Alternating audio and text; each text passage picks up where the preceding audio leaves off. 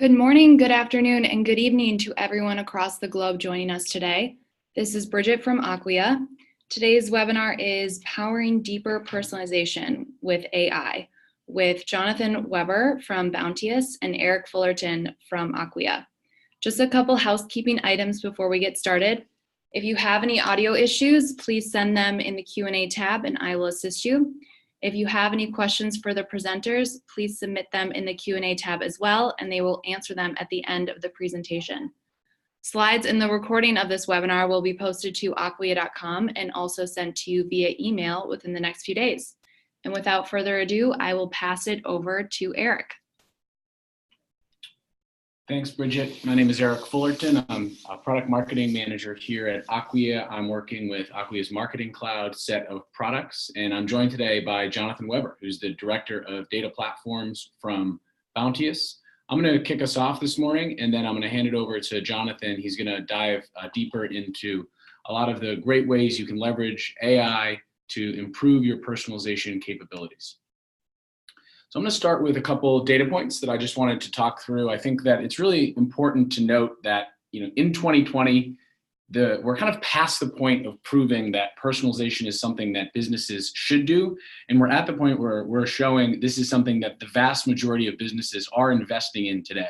As you can see, this is a great Forrester stat. 89% of businesses are investing in personalization today in some form or another. So I think it's really important just to set us, kind of set the stage here in terms of how many organizations are investing in this and the importance of personalization in the digital world. When we think about personalization, there's a kind of a three-step or three-pronged approach to seeing success. We've worked with Bounteous extensively in the past. They are some of the best in the business around personalization, and we've seen some great success with customers, which we'll talk about in a moment. But this approach is something that we've had lots of conversations with Bounteous, with other partners, with other customers around crawl, walk, run. And in order to do this, when you first start thinking about a personalization practice, it's very easy to get wrapped up in personalizing everything or thinking about one-to-one personalization. But the best way to see success is through this crawl, walk, run approach. When we think about crawling, we're really thinking about things that are going to have lower effort, but you're going to see some really fast results. It may not have the impact that some of the run personalizations will have, but it's absolutely critical to set the foundation before you get into the walk and to the run stages when we start to require more data, more content. And then when we're running, we're thinking about the highest impact, but maybe the most time and most complex personalizations. When we think about personalization, we're going to talk a lot about data today. We're going to talk a lot about AI. We're going to talk a lot about the part of the brain that thinks about the mathematics and the logic and the facts. But I do want to kind of level set for just a moment and mention that a lot of this personalization practice does require some of that right brain experience, the creative, the design, making sure that you're combining that great data and information with a really solid design approach to make it happen. When we break down the crawl personalizations and the crawl stage of personalizations, I just want to call out a couple examples here that we see our customers, and when we've worked with Bounteous in the past, they've rolled out in the initial crawl stage. The ones that we see most commonly to help kind of roll out personalizations quickly, to see results, to see impact, and to see value. Things like geolocation, one of the most common ones, really just personalizing the experience based on the location, whether it be down to the zip code or down to the region or down to the country, making sure that the right audience in the right location is getting the right experience. Other things like visit frequency, whether someone's coming to the site for the first time or whether they've been to the site 5 times in a different week, making sure you're delivering a different experience to them. Device and system, another great one. What's the difference between someone coming on a laptop or a desktop versus someone coming on a mobile experience? Well, that may depend on what you're trying to deliver to them, but oftentimes there's a pretty distinct difference between what they're trying to engage with and participate with on your site. Browsing behavior and pages viewed, another kind of next step of this crawl phase, which is really what are the things are people clicking on, what actions are they taking on the site, and what's the next best action that I can try to deliver them based on that. I'm going to go into a quick story here for Enterprise Bank and Trust. This is a customer of Acquia's and of Bounteous as well. And I want to kind of talk a little bit about the fact that they rolled out this year their personalization practice, working with Bounteous and with Acquia. and they're already seeing positive impact. You can see some amazing numbers here in terms of new users and website goal completions increases from where they were previously. And I think it's important to note that this is just based on these crawl personalizations that I talked about a moment ago. So I think it's really important, before we go into one level of detail here, that we shouldn't underestimate the crawl stage of personalization. It's critically important. And not only that, to lay the foundation, you can see really good business results and web metrics from doing these crawl personalizations on your site. Now, once you've done these crawl personalizations and you've seen the success, sometimes it can be a little challenging to think about what to do next, right? Those initial personalizations, well, it's very logical and easy to understand. The walk and the run phase is sometimes, and where we've seen some organizations, some customers start to get a little bit stuck in terms of, all right, so now that I've done these more simple personalizations, what should I do next to see the best and the most impact for my personalization practice? So what I'm gonna do now is I'm gonna hand it over to Jonathan. He's gonna dive into the meat of this presentation, really explaining how you can go from successful crawl into walk. Yeah, thanks, Eric. So, like Eric was saying, it can be sort of hard to make the transition from that crawl phase where we have some, pretty good ideas about basic segments that our audiences fall into. We have things like marketing personas or, just knowledge of our customer base that we can use to create some, rule-based approaches to personalization and say, if a person is located in this place or has viewed content about this topic, let's, show them this content on our website. But as we go beyond that, and we start to think about how do we, personalize and how do we refine those personas, and really get more detailed with them in the walk and run phases, it can be hard to know where to go. And I really think that the answer to that is to use data to help drive that conversation, and to use artificial intelligence too. And don't let the words artificial intelligence here scare you. For one, I promise there's no math in this presentation, but we're going to talk about that a little bit, about sort of what do I mean by artificial intelligence and what does that do for us. And so let me sort of set this up by talking about how we start to think about the personas that we're trying to create content for and personalize for in a digital experience, and some of the data that might be available to us, and how we start to think about using artificial intelligence to target these personas. So in that crawl phase, we're using some pieces of information that are straightforward to get, like geolocation, like Eric mentioned. Maybe other things like the types of content that users have viewed on the site previously that we can capture, so some behavior that they've exhibited, things like that. And so these are often the easy places to start because they're the pieces of data that are most accessible to us. But we also need to think about sometimes other pieces of data, starting with maybe third-party data that is helpful to us. So demographic information, things like that we might get from third-party data sources, like household income here, for example. And then there are other kinds of qualities of people that help us sort them into personas that are harder to get at and harder for us to understand, and often require using the data that we have to better segment them and better understand them. So understanding things like, and the example here, if you're sort of reading the fine print in this slide, is for a sporting goods retailer. So understanding, is this person a player of the sport themselves? Are they a parent of a young person who is playing a sport? Are they a coach? Things like that. Also, are they a professional? Are they an amateur? Some of those kind of things, and those are harder to get at. Some of them may be things that we can ask people directly in a survey or something like that, but often we have to infer these from behavior about the users that we have. And you can really start to see, just with a sort of handful of example values and different types of information about people here, that we really start to have an explosion of the possible personas that we might talk to. So, there's the mom in Seattle whose daughter is a tennis player in school or something like that, and there's the guy in New York who is coach for a minor league baseball team, right? And they have, very different needs, and we would present very different content to them, and so on. And so we're trying to, understand those, and also importantly, scale across all of these possible combinations, right? So those were just 2 combinations out of a whole bunch of different combinations in this example here. And so how do we do that? And how do we start to think about tackling that scale and really understanding these things in a way that doesn't just require us to come up with a million different sort of rules about, well, if somebody viewed this page and did this thing, then maybe they're a coach.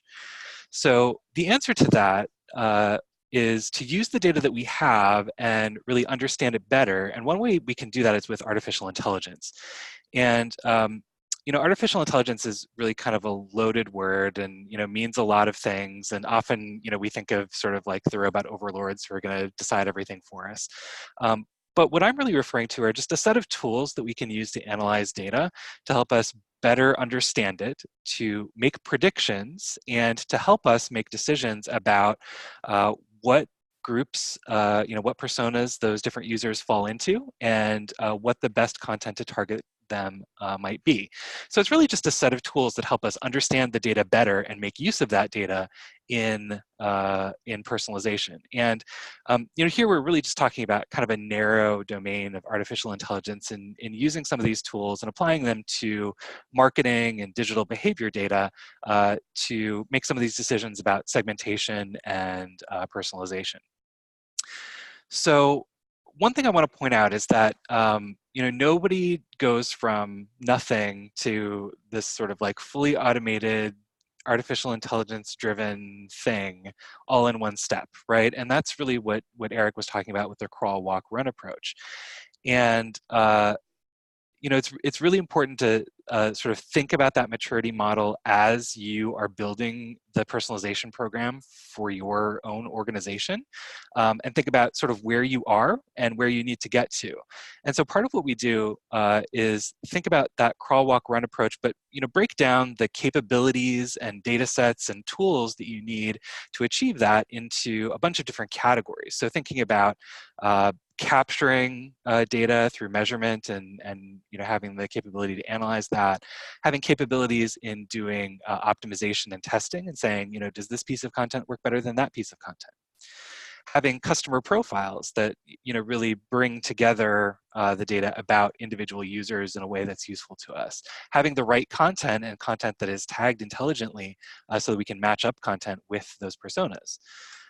Having integrated channels so that we're not, recognizing someone and personalizing content to them on one channel, but then pretending like we know nothing about them in another channel. So, bringing those channel experiences together.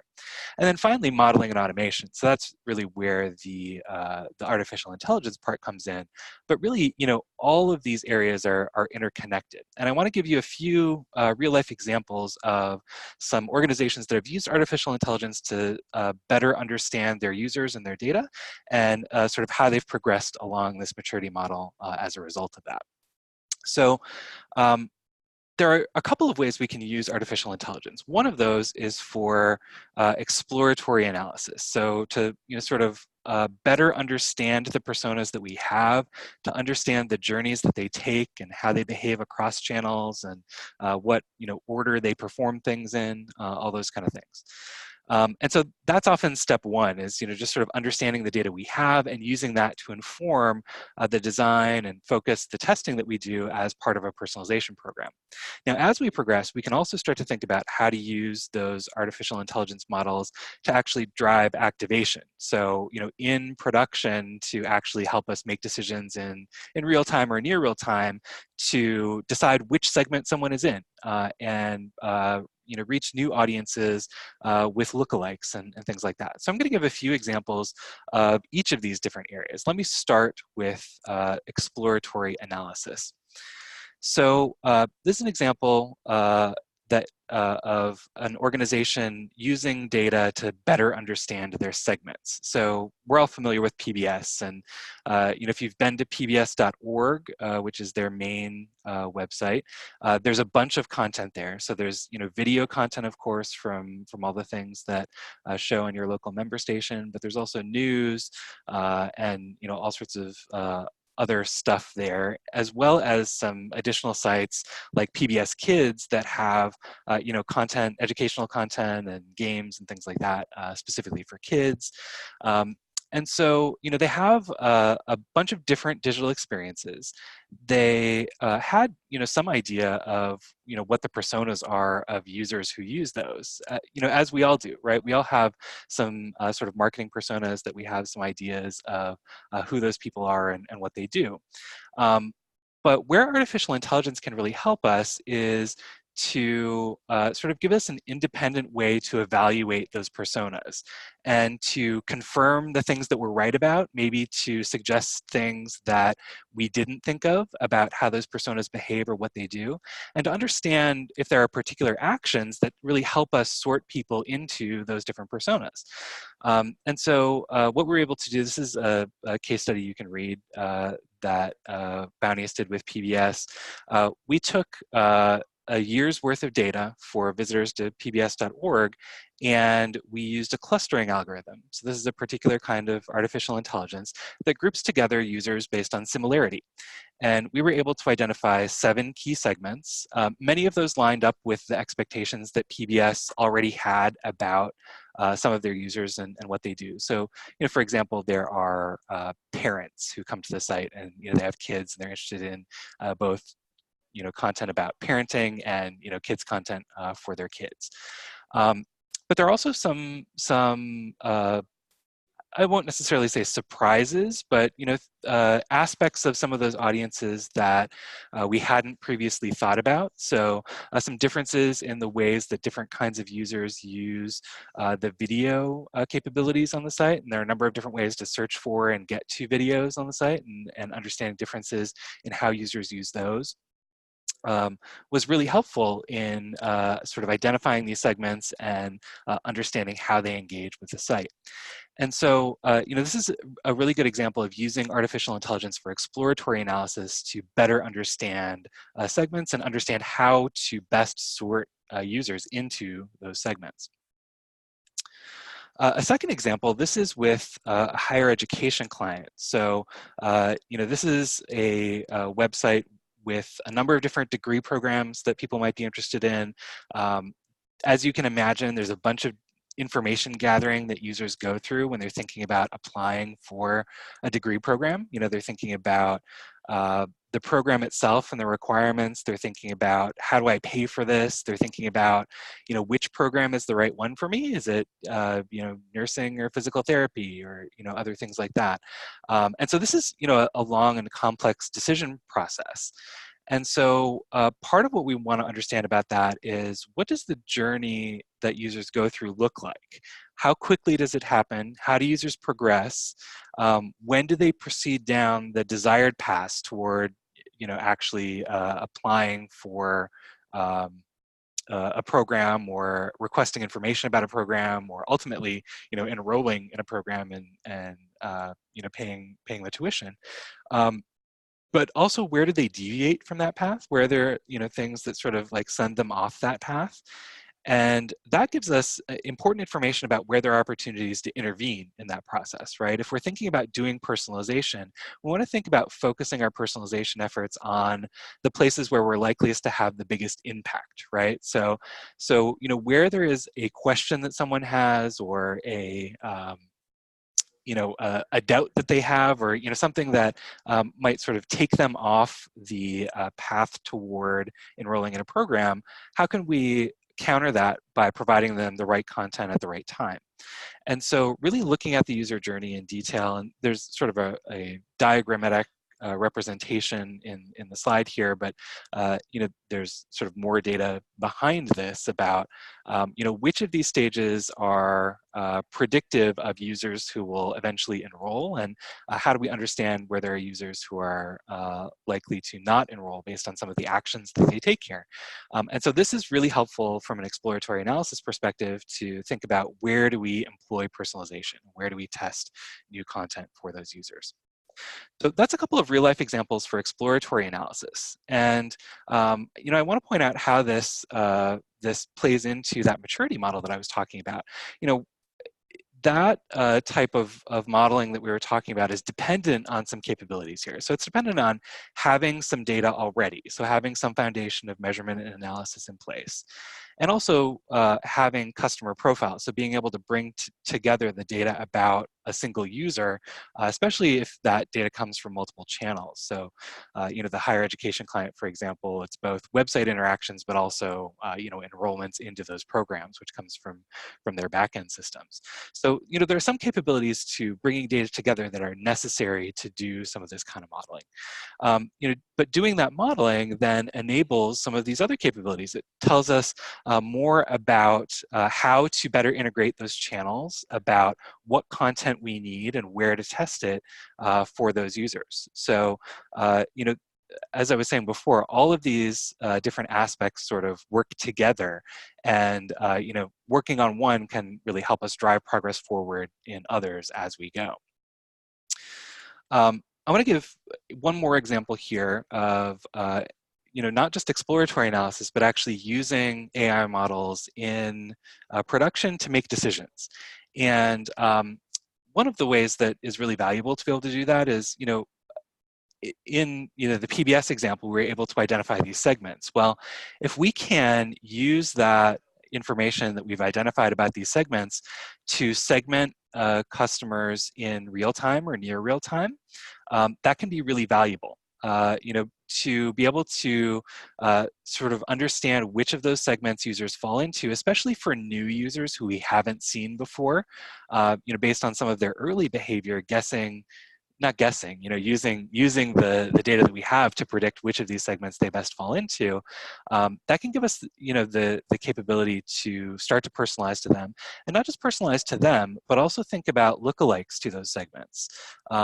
And when we think about lookalikes, it's not just about matching demographics, it's really about matching behavior.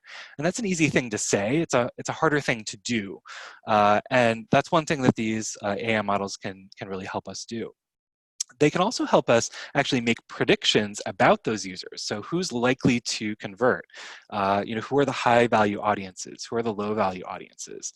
And so a real life example of this, this is another example of a customer of ours who is a clothing retailer. And what we're able to do for them is identify and make predictions of users who are high, mid, and low value. And so, this is an e-commerce site, right? So like high value are folks who have purchased before, who are likely to purchase again. And so there's, some prediction of purchase likelihood that goes into identifying these segments. It's not just past behavior, but it's likely future behavior. And so, what they're able to use that to do is shift spending on marketing and advertising in different ways across those segments to maximize the way that they're targeting them. So for example, high value users, they already know the brand. They've purchased before, they're likely to purchase again. We can carve them out of our brand awareness advertising, right? We don't need to spend money on making them aware of the brand. They're already aware of it. What we want to do is focus on advertising to them about specific offers or new products that increase the frequency of their ordering or increase their future value. As opposed to, say, a low-value customer who, our job is really to convince them to make that first purchase, or really sort of get them interested in the brand and start to engage with the brand. So what this, sort of segmentation in near real time allows us to do is direct the way that we spend advertising dollars in this case about around these different segments and maximize the value of that advertising for these segments. So this is starting to use artificial intelligence in actual action in a live experience and advertising that's being shown to users and so on. And so doing this requires, again, some foundation in integrated channels and in optimization and testing. We have to be able to test and optimize our advertising across those channels. But the modeling and automation really enables us to have richer customer profiles, better data about customers sooner, especially for new users who we haven't seen before, in predictions about which of those segments they fall into and how we can best target them.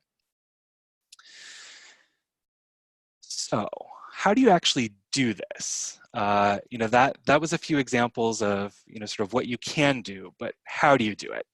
Well, one thing I'm going to say is I'm not going to go into gory detail. Like I said, there's no math in this presentation. There are some architecture diagrams.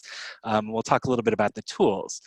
And so, for one, you need a personalization tool, right? You need a tool that helps you create those segments, target them with content, and so on. And so, Acquia's platform includes Lift, which is a personalization tool, which does exactly that. It takes your Drupal content, allows you to build segments of users and present content to them. And I'm going to turn it back over to Eric to talk a little bit more about that in a moment.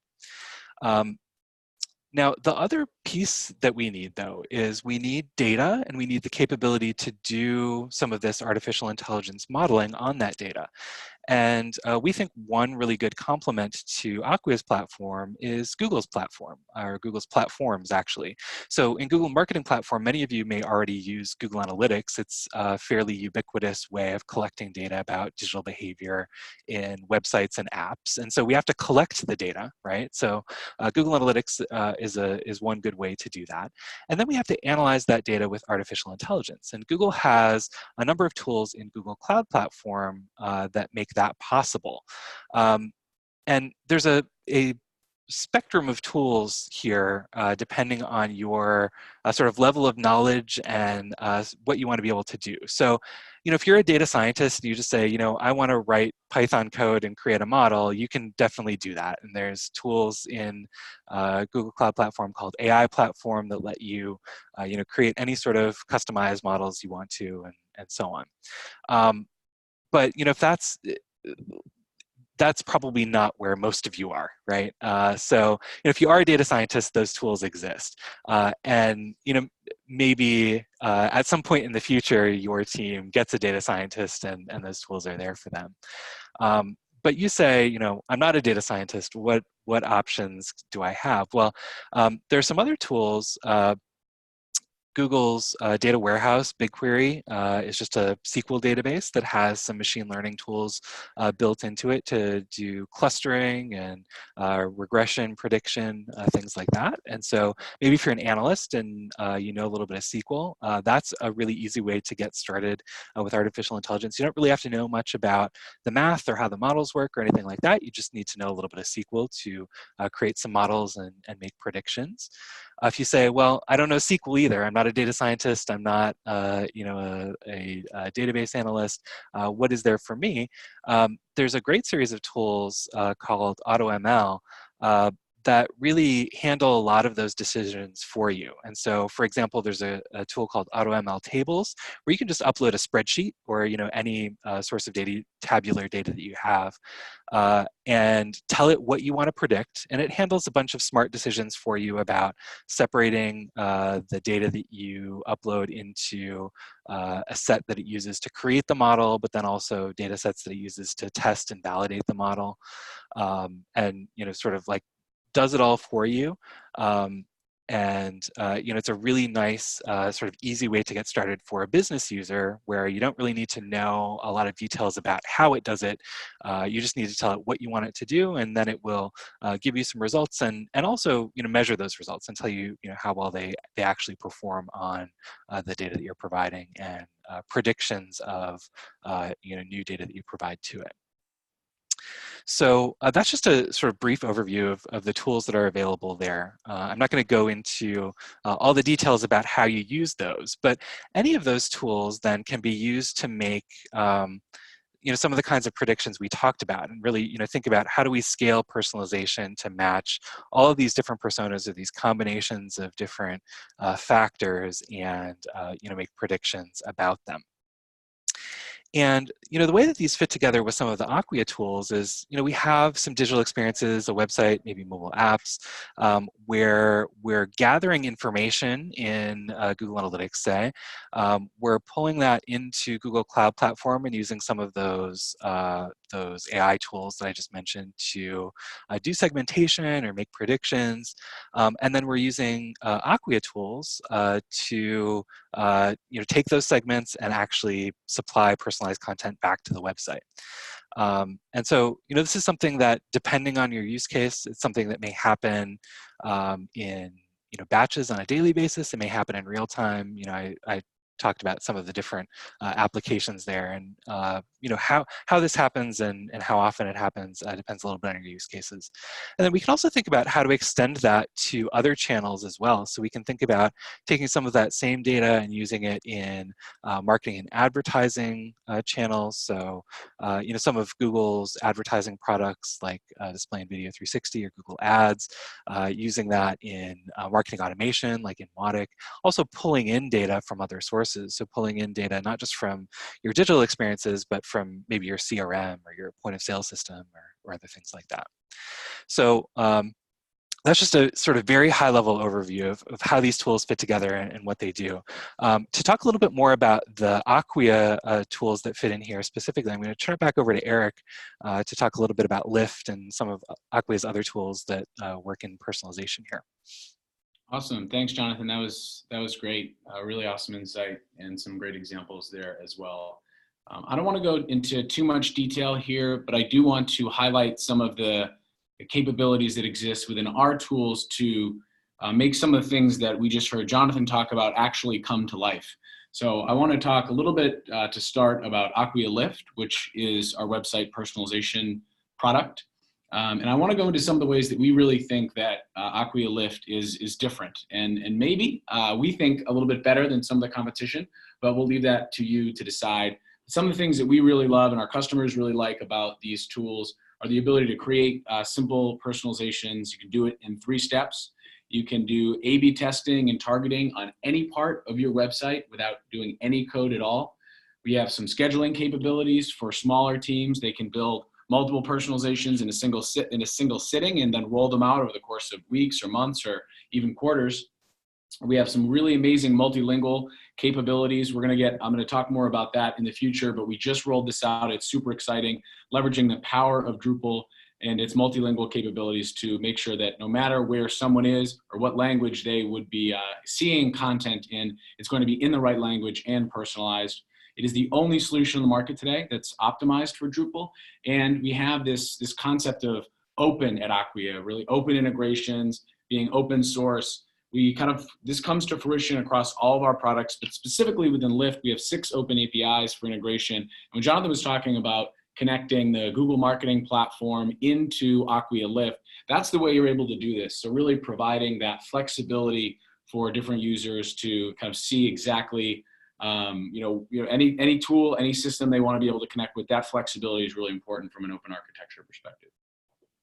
Really quickly, I just want to go over what Lift kind of looks like. There's 3 different components to it. We talked a lot about the data piece that happens in Profile Manager. This is where we're able to understand all the different visitors and users that come to a site. We're able to collect that data, segment that data, and then we use our content hub. That's going to push content you've already created in Drupal, so it's approved by your web team. No random content that no one's ever seen before, pushing that to the right person. And you do that by creating the personalization with our Experience Builder tool, something we just rolled out a new version of and we're really excited about. It's a really great UI that's marketer friendly. Another thing I want to just discuss, we're thinking about lots of different personalization solutions. One of the things that makes Lift really valuable, you can see the competitors here that we have. Some of them have content repositories, and that's great. Some of them have website user tracking, and that's really important too. Others have a personalization engine or A/B testing capabilities. With Lift, you really get all 3 in a single tool. That's something that's really valuable for our customers. You have that one place for all of your content, one place for all of your profile information, and then one place to actually build that personalization and personalized experience, all in one UI and one single sign-in, all those different things, all in one place. So that's something that our customers see particular value to.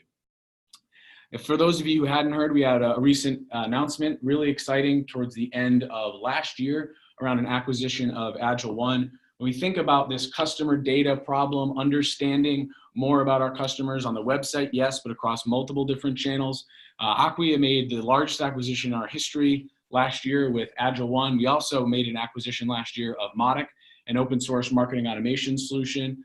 So we're really excited about the future of these tools.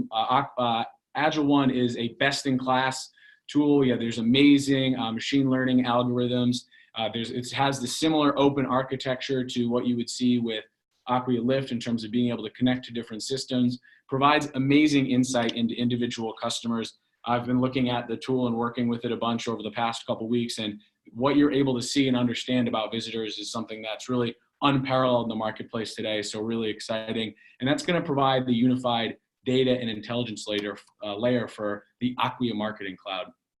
And just for those who may not be familiar, we've done some work this year on the product side to kind of organize our different platforms and solutions to make it much easier for our customers to understand.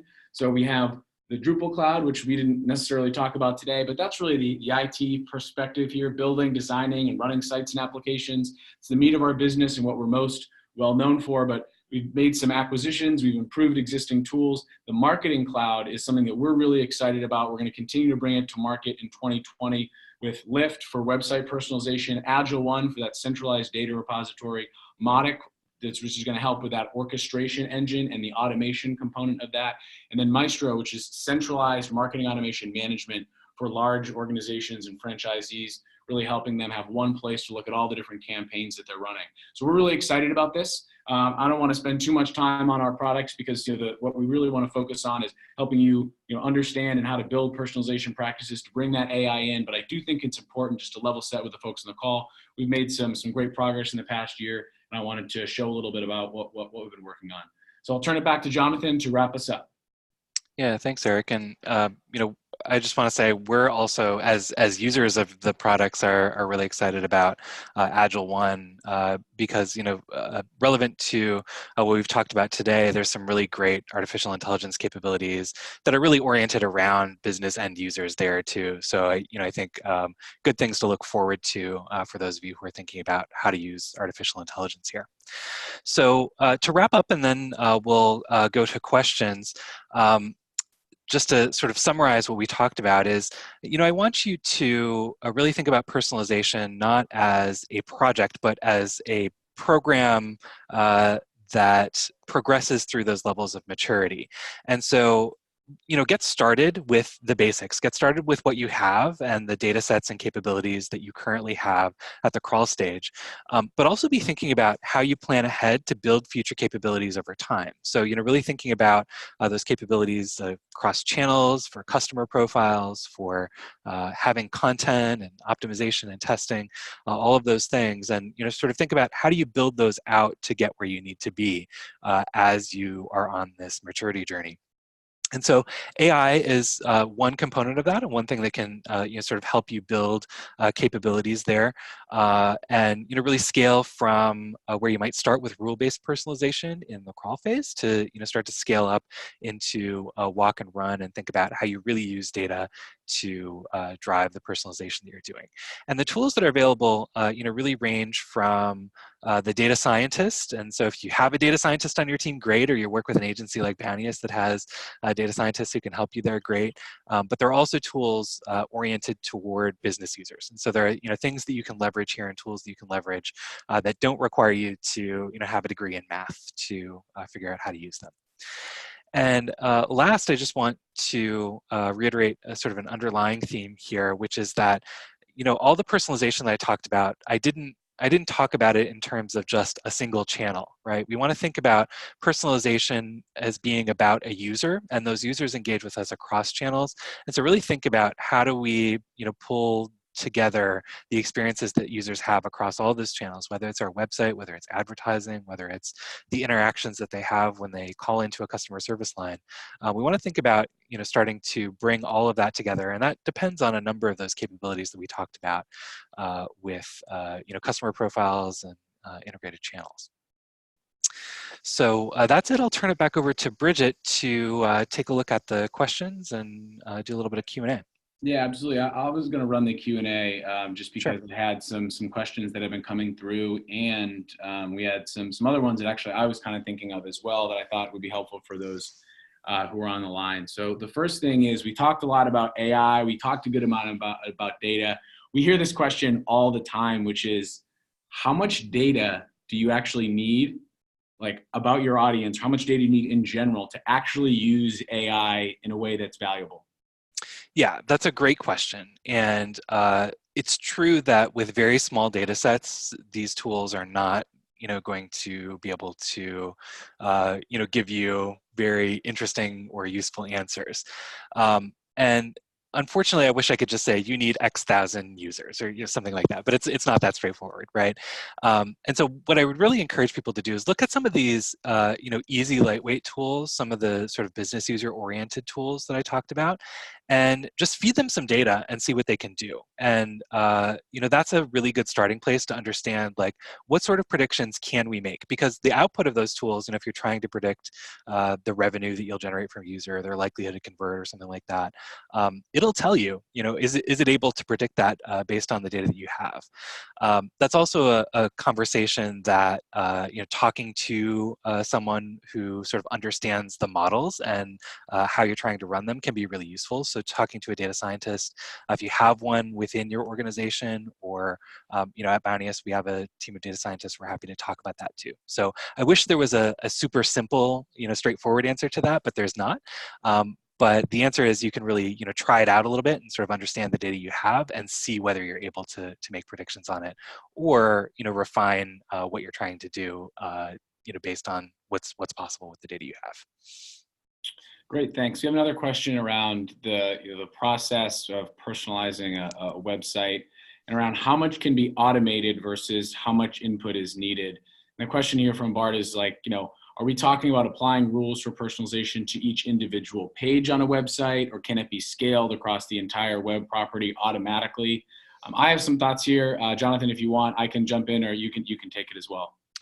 Sure. Well, I'll turn it back to you. But what I would say here is, the limiting factor always in scaling personalization is the time and effort that the organization has to put toward it. And so even if you have automated in lots of ways, so we're understanding those segments in an automated way with artificial intelligence, and so on, we still have to think about and develop content for those audiences and so on. And so part of what we can do is use the data to help us focus where to personalize. So like, where are the places that might be most influential in that journey? So like, going back to the higher education example that I showed earlier, we can think about, what are the steps and pieces of content in that journey where applying personalization and testing different content for audiences might have the biggest impact. So the data can also help us sort of focus, where to apply personalization, because we can't do it everywhere. I mean, you can, but you could just say, like, there's a slot on every page on our site in the banner that goes at the top of the page where we do something, but that's not really using the data to your best advantage and understanding where you're likely to have the biggest impact and what those impacts might be. So that's my answer, but Eric, if you want to add to that, go for it. I was just thinking about it from a tool perspective. I think that one of the ways that we would think about it is making sure that you're personalizing certain parts of the page. And there is a manual process of doing that, but there's also an automated way to make sure, using machine learning recommendations and things like that, that they're getting the right content experience. So you wouldn't have to map content piece to personalized rule that you create.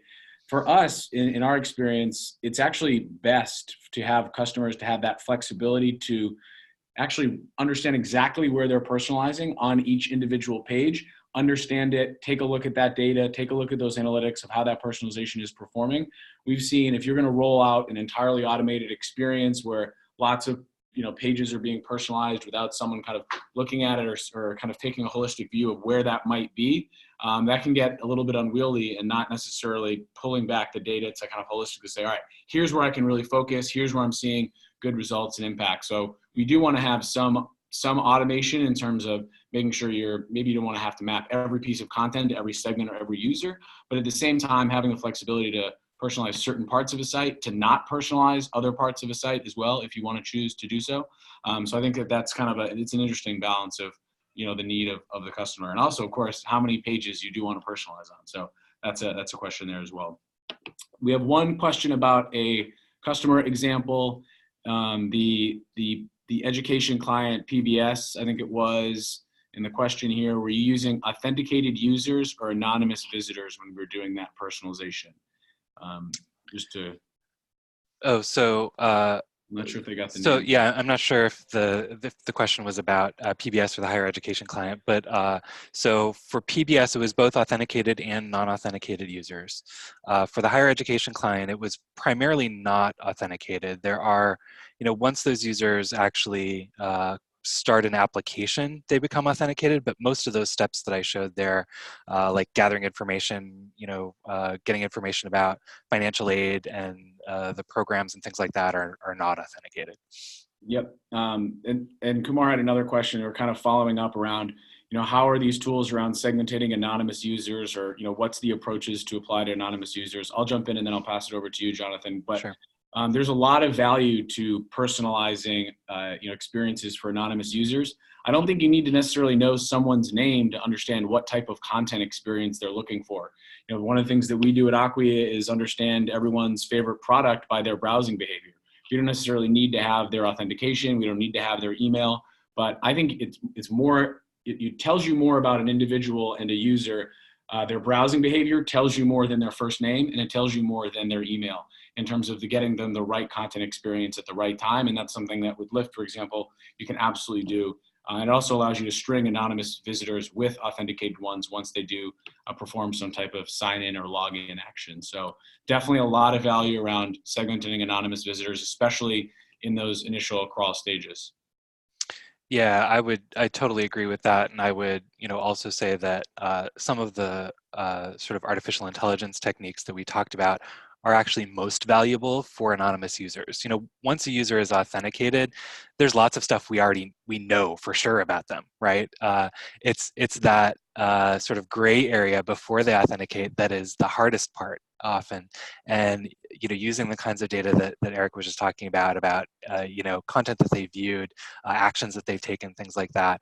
That's one of the places that these kind of predictions from artificial intelligence models can be most useful in making predictions about those users, because they're the users who we have the least information about that we know for sure. We haven't gotten their name or their email address or all the other things that they fill out when they register, and so we have to use data to understand them as best we can. And so that's one place that these artificial intelligence models really help. Awesome. Sounds great. Thank you. There was another question around actually Acquia. Right? So there's someone online that are looking at, interested in the Acquia platform, trying to understand the value, what are the best options available, like what is the value proposition of the Acquia platform, maybe compared to some competitors. I think I'll take this one. Jonathan, if you want to add anything, happily, feel free. But there's a couple kind of core tenets to what Acquia provides and delivers. We've made, we've kind of made been known for being the Drupal company and a Drupal hosting company for a long time. But over the past several years, we've expanded beyond that. But the core foundations of our company have stayed pretty true to form, which is that we are open. So our foundation is based in open source, which is, obviously our preferred way to build digital applications, to code, creating those types of communities like the Drupal community to deliver value. Making sure that everyone is bringing the project forward. That's something that's really important to us around open source.